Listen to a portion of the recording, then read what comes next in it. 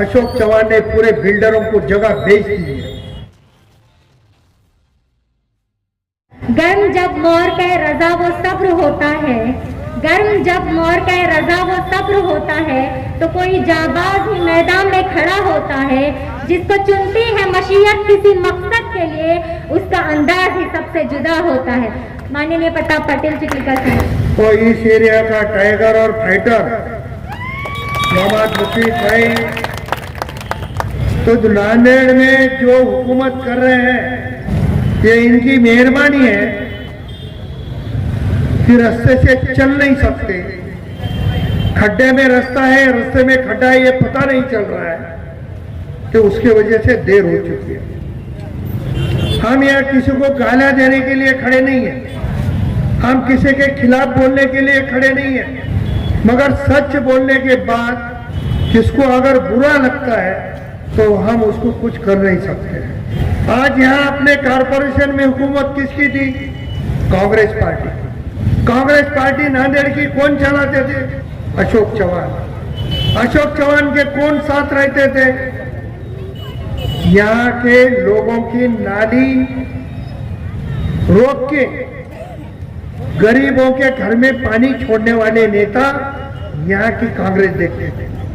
उनके खुद के फंक्शन हॉल के लिए, उनके खुद के फंक्शन हॉल के आगे से नाली नहीं जाना, गरीबों के घरों में पानी गए तो चलता, ऐसा काम इस प्रभाग में हुआ है।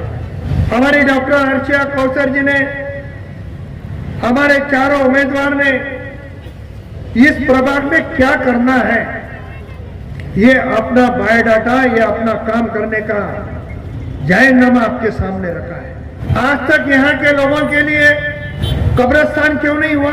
इतनी बड़ी सरकारी जमीन यहाँ पे पड़ी है तो कब्रिस्तान को जगह क्यों नहीं मिली? बिल्डरों को देने के लिए जगह इनके पास पड़ी है।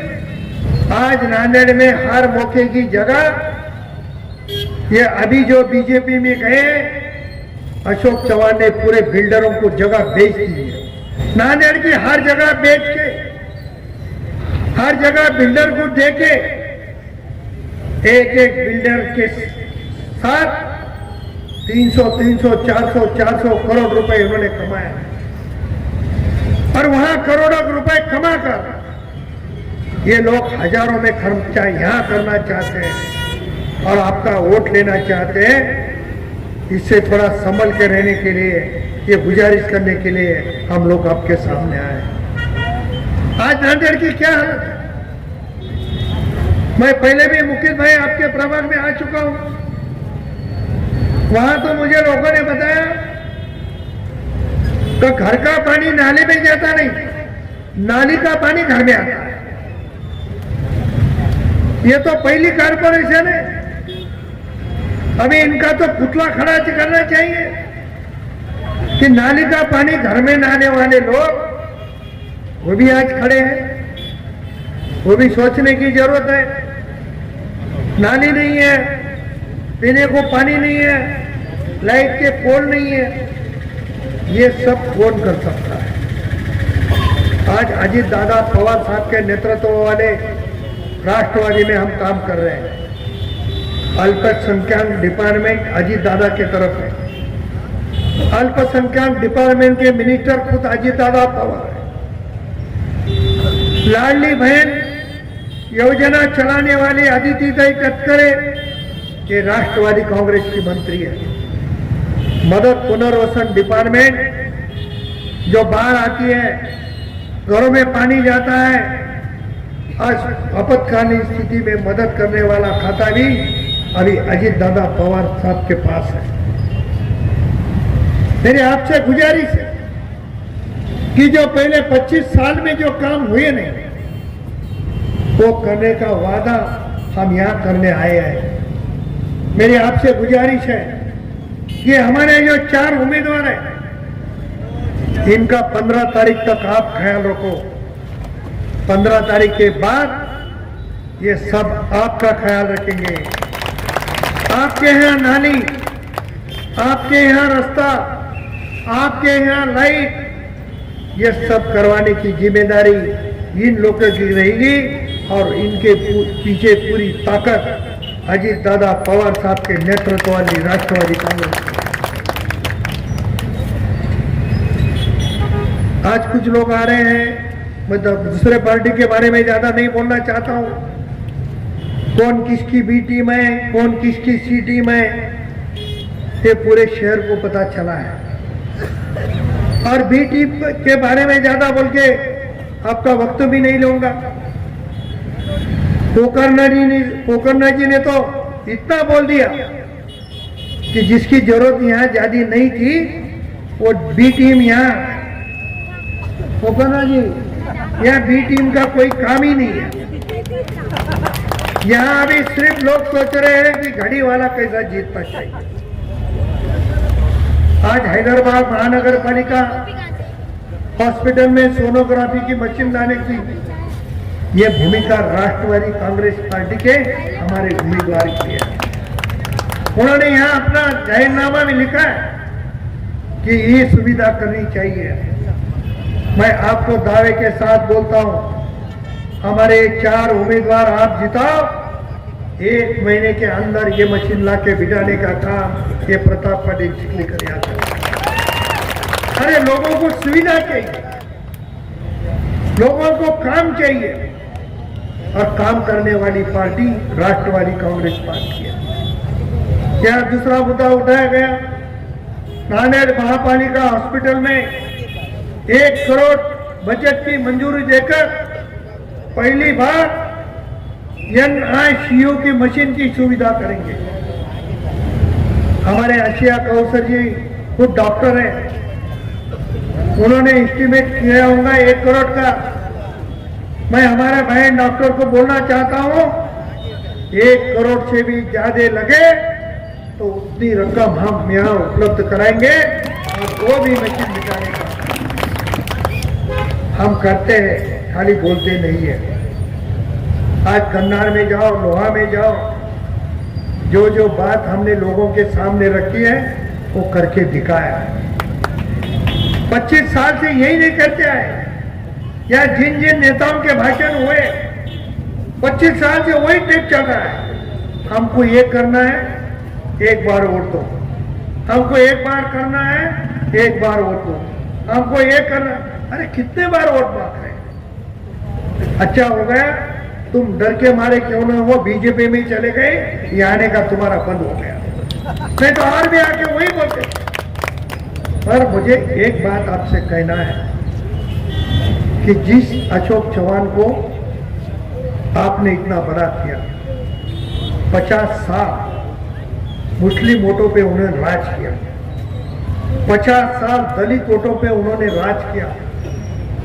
जब अपनी ईद होती थी तो नमाज के पहले आके बैठते थे, घर से निकले जब टोपी अलग रहती थी, यहाँ आने के बाद अलग टोपी पहनते थे और लोगों को बोलते थे फोटो उतारो।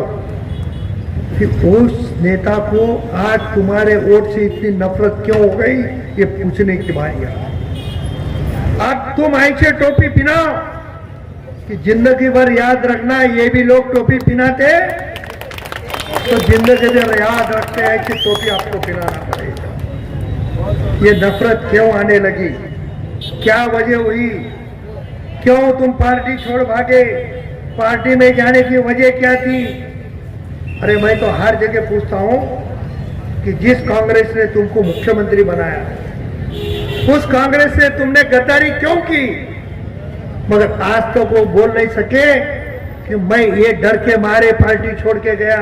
कभी उन्होंने अभी बोला, डर मुझे मालूम नहीं था, उनको ही मालूम है क्या डर है, लोगों को मालूम है, मगर अभी तक वो बोल नहीं सके। तो ये बात आपको सोचने की जरूरत है।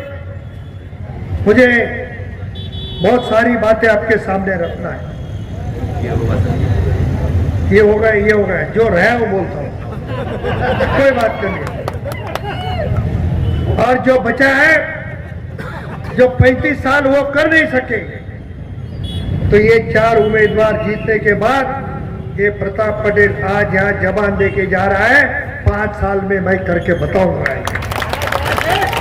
अजीत दादा के नेतृत्व में मुझे महाराष्ट्र में जाने के बाद हर जगह पूछते हैं कि भाई मुस्लिम कौम तुम्हारे साथ इतनी क्यों रहती है, कोई भी पार्टी से खड़े रहो, कंधार लोहा में आपको 80% वोट मिलते हैं। उसकी वजह खाली इलेक्शन के पुरते हमारे रिलेशन नहीं है, खाली इलेक्शन के पुरते हम यूज करते नहीं है। उनका सुख हो, उनका दुख हो, कोई काम हो, हम एक दूसरे को भाईचारे से यहाँ रहते हैं। मेरे घर में कुछ प्रोग्राम रहा, वो आए शिवा होता ना, उनके घर में कोई आया तो हम गए शिवा होता नहीं। इतने हमारे संबंध हमने निर्माण किए। आज देखो कन्नौर में मैंने 7 मुस्लिम कैंडिडेट खड़े किए, 7 के 7 नगर सेवक वहां कन्नौर में जीते। हमारा नगर अध्यक्ष पद का उम्मीदवार हार गया, मगर 12 उम्मीदवार वहां हमारे 12 नगर सेवक जीते। और ये भी 4-5 नगर सेवक तो यहीं खड़े हैं। सारे चौक है, मदर भाई है, आसिफ है, और कौन है, इधर मन्नान भाई ऊपर है। ये सभी उम्मीदवार हमारे जीते हैं। लोहे में हमारे मुस्लिम भाई ने, हम मुस्लिम भाई को 2 जगह टिकट दी, एक हार गया, एक जीत गया। 21 में से 18 हमारे जीते। करीम भाई को मैंने कल उपाध्यक्ष बना दिया। ये नहीं सोचे हम कि एक जीता है उसको क्यों बनाना। हमने करीम भाई की सीनियरिटी देखी। ये बोल रहे 2 मिनट रह गए, मेरे पास भी घड़ी है और मैं घड़ी का कार्य करता हूँ, और 2 मिनट में खत्म करना है ये भी मुझे पता है। और मैं लिख के इतना लाया था, लिख के मतलब भाषण लिख के नहीं लाया। यहाँ हमारे बहन आशिया कौसर जी और सबसे बात कर रहा था, फाइटर से बात कर रहा था। ये बोले थे ये मुद्दे बोलो, कल भी आके बोल सकता हूँ, मगर आप टाइम होने के वजह से मैं आपसे एक गुजारिश कर रहा हूँ, हमारे 4 उम्मीदवार के लिए आप दुआ दो। हमारे 4 उम्मीदवार के लिए आप दुआ करो और आपकी दुआ कबूल होगी, ये पूरा विश्वास है। इन शब्दों के साथ मैं मेरा भाषण खत्म करता हूँ। खुदा हाफिज। उसमें कांग्रेस पार्टी, एमआईएम और कोई अपक्ष पार्टी, इस प्रकार की पार्टियां यहाँ पर इलेक्शन लड़ रही है।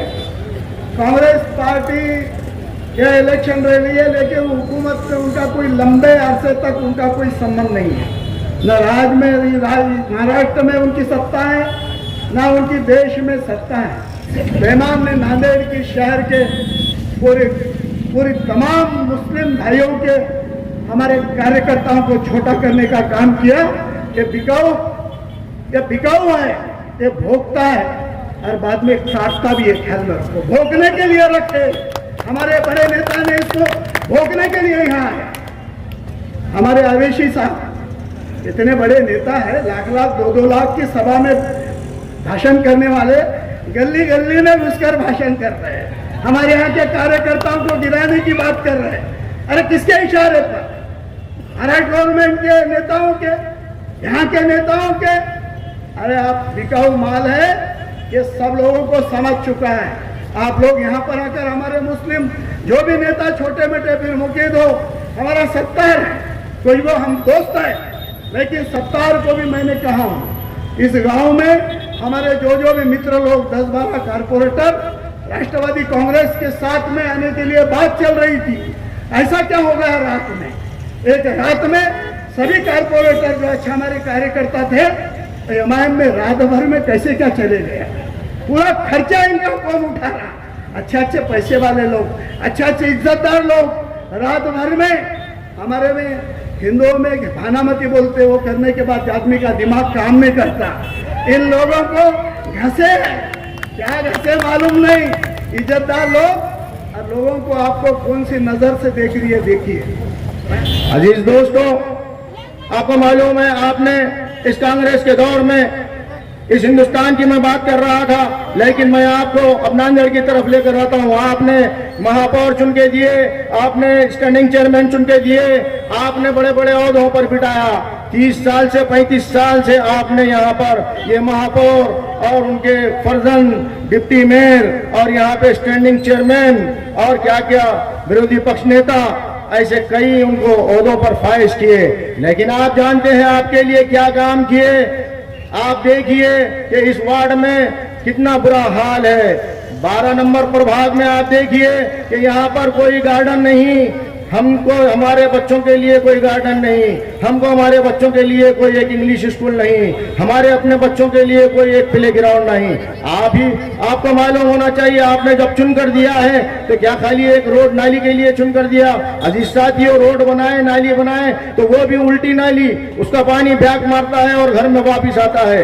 अभी आपके सामने सुबह मस्जिद का गेट के सामने आप देखिए जाकर कि वो मस्जिद के सामने कितना बुरा हाल है।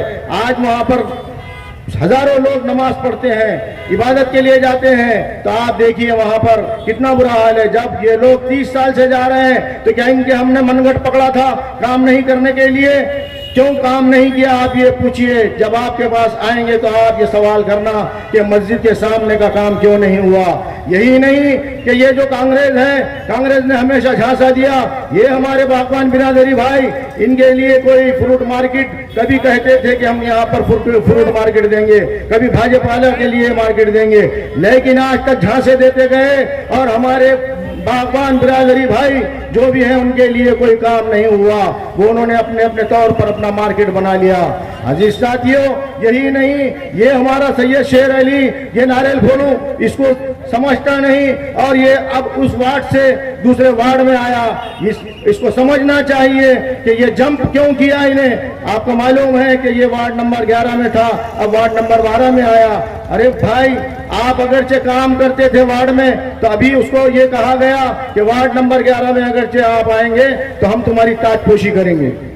तो औरतों ने वहां के कुछ जिम्मेदार लोगों ने कहा आप तो यहाँ पे खड़ा रहा कि हम तेरी ताजपोशी करते। जाहिर सी बात है, ताजपोशी नहीं करेंगे तो क्या करेंगे? क्या गुलाब के फूल का हार डालेंगे? 5 साल, 10 साल, 15 साल, 20 साल, 25 साल चुन कर दिए, काम का तो बुरा हाल है, काम तो कुछ हुआ नहीं। बहरहाल इसी तरीके से ये यहाँ पर जितने भी हमारे लिए जो नुमाइंदे चुन के गए, मैं आपसे ये दरखास्त करता हूँ कि आप सोच समझ कर फैसला कीजिए। और आपसे यही दरखास्त है कि इन्होंने, आपको यही समझाने आया हूँ कि इन्होंने कोई काम नहीं किया, ना इन्होंने कोई लाइब्रेरी बनाई। 1 लाख की आबादी है, क्या हमारा बच्चा, क्या स्कूल कोई अच्छा नहीं बनाना चाहिए था? क्या हमारा बच्चा साइंटिस्ट नहीं बनता था? क्या डॉक्टर नहीं बनता था? इनके लिए कोई स्कूल नहीं बनाया गया। आज 40 साल 35 साल से चुनकर गए, लेकिन हमारे जो गरीब लोग हैं, सलम बस्ती है, सलम एरिया है, यहाँ पर लोग गरीब होते हैं। यहाँ पे कोई रिक्शा चलाता है, कोई गाड़ा चलाता है, कोई केले का गाड़ा चलाता है, कोई पान पट्टी चलाता है, कोई पान टपरी चलाता है, कोई छोटी मोटी चाय की दुकान चलाता है, कोई कपड़े की दुकान चलाता है छोटी मोटी। लेकिन वो पैसे कहाँ से अफोर्ड कर सकेगा? अपने बच्चों को डॉक्टर बनाने के लिए, इंजीनियर बनाने के लिए, साइंटिस्ट बनाने के लिए वो कहाँ से अफोर्ड कर सकेगा? जब इनको 35 साल से जब चुनकर दिया तो अजीज दोस्तों ये मालूम होना चाहिए, इन्होंने स्कूल बनाना तो छोड़ दीजिए, लेकिन उन्होंने कोई बच्चे की हिम्मत अफजाई भी नहीं की। कोई बच्चा नीट में पास हुआ, कोई बच्चा 12वीं में पास हो गया, टॉप किया, कोई 10वीं में टॉप किया, लेकिन किसी को बुलाकर कि कोई तमगा देना चाहिए, कोई उसकी हिम्मत अफजाई करना चाहिए, ये कोई काम नहीं किया। अजीज दोस्तों, ये समझने की जरूरत है, रोड, अगर नाली और लाइट ये तो मूलभूत सुविधाएं हैं, सीवरेज लाइन वगैरह ये तो सब मूलभूत सुविधाएं हैं, ये तो बुनियादी हक है इंसान का, इनको जो है ये सब चीजें तो मिलना ही चाहिए, तो बुनियादी हक होता है। लेकिन लोग समझते हैं कि सिर्फ और सिर्फ ये जो बुनियादी चीजें हैं यही एक नगर सेवक का काम होता है। अजीज भाइयों, दोस्तों, ये चीजें तो बुनियादी है, लेकिन इसके अलावा भी अभी आपके सामने एक एक करके अभी सभी ने तकरीर की और आपको बात बताए कि सब स्कीमात कितने होते हैं, योजनाएं कितनी होती है, योजनाओं का फायदा कितना होता है और कैसे कैसे तरीके से। लेकिन ये समझना चाहिए कि हमारा जो नगर सेवक है वो नगर सेवक को समझ में तो आना चाहिए कि नगर सेवक के कि ये दिमाग में तो बैठना चाहिए कि ये है क्या, ये योजना में है क्या, ये कंप्यूटर पे जाके बैठेगा या उन्हें खुद पढ़ा लिखा रहेगा। अब हमारे पास देखिए डॉक्टर रशिया कौसर साहब डॉक्टर हैं, काबिल है, मैं खुद एमए हूँ। अरे आपके सीना चीर के देखे तो अलीफ नहीं, तो आप क्या बता सकेंगे मेरे भाई। ये अजीज साथियों, आपसे मैं ये दरख्वास्त करने आया हूँ कि आप हजरात से गुजारिश करने आया हूँ कि आप हजरात ये जो लोग हैं, जो भी है आपके सामने खड़े हैं और सब अच्छे लोग हैं, आपसे यही इल्तिमास करता हूँ कि आप आने वाली 15 तारीख को घड़ी पर मोहर लगाइए और इसी के साथ उठो मेरे वतन के गरीबों को चला दो, काख उमरा के दरो दीवार हरा दो, ये खामोश मिजाजी तुम्हें जीने ही नहीं देगी, जीना है तो इस दौर में कोहराम मचा दो। अल्लाह हाफिज। से जो यहाँ के हालात देखे हैं उसमें जीरो बदलाव हुआ है। आज शिवाजी नगर, आनंद नगर, भाग्यनगर आप इलाके देखें, आज वो किस लेवल पर है और आज हम किस लेवल पर हैं, और इसके पीछे वजह क्या है ये आप सब जानते हैं कि जिनको आपने महापौर बनाए, जिनको आपने सभापति बनाए, विरोधी पक्ष नेता बनाए, उनके बेटे को उप महापौर बनाए, और आज हालात हमारे इस कदर हैं कि हमारी ईदगाह की जमीन को बेचा गया। ईदगाह की जमीन कितनी थी पहले? 30 से 34 एकड़ जमीन थी, बेचा गया 15-20, आज बची है बेचते बेचते बेचते बेचते 4 से 5 एकड़ बची है, उसमें भी बेचा जा रहा है। ईदगाह क्या है? ईदगाह एक हमारे सजदे का मुकाम है जहां पूरे शहर के लोग साल में 2 बार आकर सजदा करते हैं, मोहब्बतें तकसीम होती है। आज उस जगह को बेच रहे हैं कौन? गैर मुस्लिम नहीं, हमारे ही कौम के लोग। कौन? जिनको आपने 25 से 30 साल से मुंतखब किए यकीन के साथ, और आज वो उन्हीं पैसों को इस्तेमाल करते हैं और हर इलेक्शन आने के पहले 1-2 दिन पहले उसको बांटते हैं। अब उसे लेना है या आपको किसको वोट डालना है ये आप तय करेंगे। आज तो सुनने में आ रहा है कि वो घी चावल बांटने लगे हैं। इस कदर हालात उनके ऐसे हो गए हैं कि एक पहला पंजा दे दो और घी चावल ले लो। घी चावल किसके पैसों से? हमारी सजदे की जमीन जो बेची गई, हमारा जो कब्रिस्तान की जो जमीन बेची गई, उन पैसों से आज ये वोटिंग के लिए रो भी रहे हैं और घी चावल बांट रहे हैं। आज ऐसे हम रहनुमा क्या मुंतखब करना चाहेंगे? देखिए ये जो जमाना है ना, ये नफरतों का जमाना है, दहशत का कहर है। ये दुनिया दिखाती शहद और पिलाती जहर है। इन लोगों ने हर बार जो है ना हमें यही धोखा दिया है कि हमें वोट दीजिए, ये मिठाई लीजिए, हम 5 साल आपके काम करेंगे, और हर बार धोखा दिए। अब हमें क्या करना है? लेना है धोखे के बदले धोखा, आंख के बदले आंख, हाथ के बदले हाथ, धोखे के बदले धोखा। देंगे या नहीं? देखिए आज मेरे जो अगेंस्ट में हैं, ओ में, ए में, वो आप सब जानते हैं। जिनको आपने 25 से 30 साल से मुंतखब किए, उनके बेटे उप महापौर मेरे खिलाफ में हैं। और दूसरे पतंग से जो हैं, जिन्होंने सिर्फ और सिर्फ अपना फायदा किया है, उनको भी आप जानते हैं। आज उनके अगेंस्ट में आपकी बहन, आपकी बेटी डॉक्टर अर्शिया खड़ी है, कलम उठाकर खड़ी है, क्योंकि कलम की ताकत लाखों तलवारों को, लाखों जालिमों को गिरा सकती है। क्या आज आप अपनी बहन का साथ नहीं देंगे? बताइए, हाथ उठाकर बताइए। देखिए इनकी जो पॉलिसी चलते आ रही है, मेरा कमीशन, मैं और मेरा बेटा, ये पॉलिसी को खत्म करने का है 15 तारीख को। और ये है ना, इस कदर गिर जाएंगे वोटिंग के 1-2 दिन पहले। देखिए ये 2 दिन बहुत जरूरी है। आज ये रो रहे हैं, जबकि इनके इलाके के बच्चे रो रहे हैं, नालों में गिर के बीमार हो रहे हैं, माएं रो रही हैं। आज उनके इलाके के गरीब लोग रो रहे हैं, जमीनों के लिए, उनके घरों के लिए रो रहे हैं। आज ये 2 दिन पहले कुछ भी कर सकते हैं वोटिंग के लिए, ये कुछ भी कर सकते हैं, किसी भी हद तक जा सकते हैं। 1000 देंगे, 4000 देंगे, कितने भी देंगे, या तो फिर रोएंगे या तो खुद बीमार होकर नाटक करेंगे, सिंपैथी, हमदर्दी हासिल करेंगे। इनके जाल में नहीं फंसना है। आपने तकलीफ बर्दाश्त की है, आपके घर डूबे हैं, आपके बच्चे डेंगू मलेरिया से बीमार हुए हैं। वोट डालने से पहले सोच समझकर वोट डालिए। आज मैं राष्ट्रवादी कांग्रेस पार्टी से इसीलिए खड़ी हूँ क्योंकि ये आज मौजूदा दौर में सरकार में है और हमारे जो हसन मुशर्रफ साहब हैं आज वो मंत्री हैं, सना मलिक है, इदरीस साहब ओहदे पर हैं। आज हम उनके जरिए से यहाँ के देगलूर नाके के लिए बजट ला सकते हैं, बहुत सारे काम कर सकते हैं। देखिए हमारे जो आमदार प्रताप पाटिल चिखलीकर साहब हैं उनकी ये प्लानिंग है और वो काम ये करने वाले हैं कि देगलूर नाके पर एक बड़ा मल्टी स्पेशलिटी हॉस्पिटल तामीर करवाना वो चाहते हैं। इतना ही नहीं बल्कि हर एक इलाके में लाइब्रेरी बनाना ये हमारा मकसद है।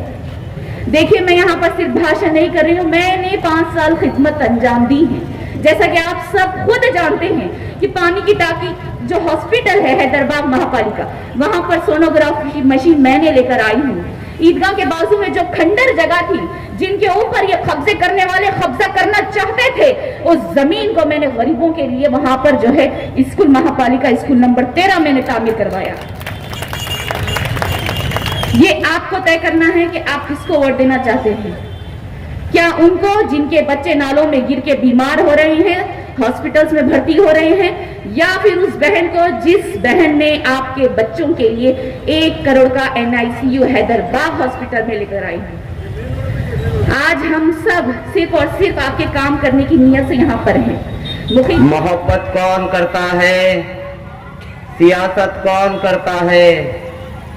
मोहब्बत कौन करता है, सियासत कौन करता है। मुझे मालूम है मेरी हिफाजत कौन करता है। मेरे जैसे ही कुछ लोग उतर जाते हैं लड़ने को, वरना जंग में जाने की जुर्रत कौन करता है।